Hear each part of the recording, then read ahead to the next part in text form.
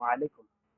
আমরা মহান আল্লাহকে, যিনি আমাদেরকে সৃষ্টি করেছেন, তামাম পৃথিবী সবকিছু স্রষ্টা যিনি, আমরা আল্লাহকে যেই নামগুলো আমরা জেনেছি কোরআন থেকে এবং রাসূল সাল্লাল্লাহু আলাইহি সাল্লামের মুখ থেকে, যে আল্লাহর কি নাম, গুণবাচক নামগুলো আছে, আমরা সেই নামেই আল্লাহকে ডাকবো। আমরা খোদা নামে কেন আল্লাহকে ডাকবো? আল্লাহ নামে আমরা সবসময় আল্লাহকে জিকির করবো, সুবহানাল্লাহ, আলহামদুলিল্লাহ, আল্লাহু আকবার, লা ইলাহা ইল্লাল্লাহ।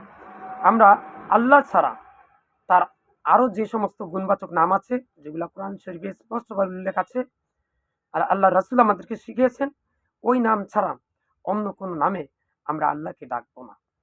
আল্লাহর নামে ডাকলে আমাদের সমস্যা কি? কোরআন আল্লাহ বলছে, তোমরা আল্লাহর নামে ডাকো অথবা রহমান নামে ডাকো। এছাড়া আরো যে সমস্ত তার সিফাত নামগুলো আছে, ওই নামে আমরা আল্লাহকে ডাকবো।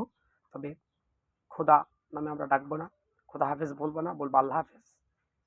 আল্লাহর কসম বলবো, খোদার কসম বলবো না। এভাবে আমরা পরিবর্তন হতে হবে। আমরা শরীফ কথাটা উঠিয়ে দিয়ে সেখানে কোরআন বলবো, কোরআন বলবো, কোরআন শরীফ বলবো না, কোরআন মাজিদ বলবো, কোরআন কারীম বলবো। এভাবে শরীফ কথাগুলা প্রত্যেকটা স্থান থেকে আমরা তুলে ফেলবো। এবং যেখানে নুরানি শব্দগুলো আছে, নুরানি শব্দগুলোর জায়গায় আমরা কায়দা বলবো। নুরানি কায়দা কি জন্য দরকার আছে বলা? দেখেন, একটা খবিজ বস্তু জর্দা, সেটার নাম দিচ্ছি নুরানি জর্দা। নাউজুবিল্লাহ।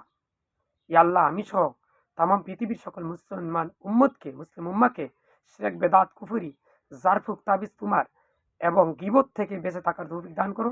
হারাম পথে উপার্জন যেন আমরা না করি এবং আমাদের মৃত্যুর সময় আমরা যেন শিরক, বেদাত, কুফরি এগুলা নিয়ে মৃত্যুবরণ না করি এবং আমাদের মৃত্যুর সময় যেন আমরা মুখ দিয়ে এই শব্দটা উচ্চারণ করতে পারি, সেই তৌফিক দান করো। সেই শব্দটা হচ্ছে লা ইলাহা ইল্লাল্লাহ।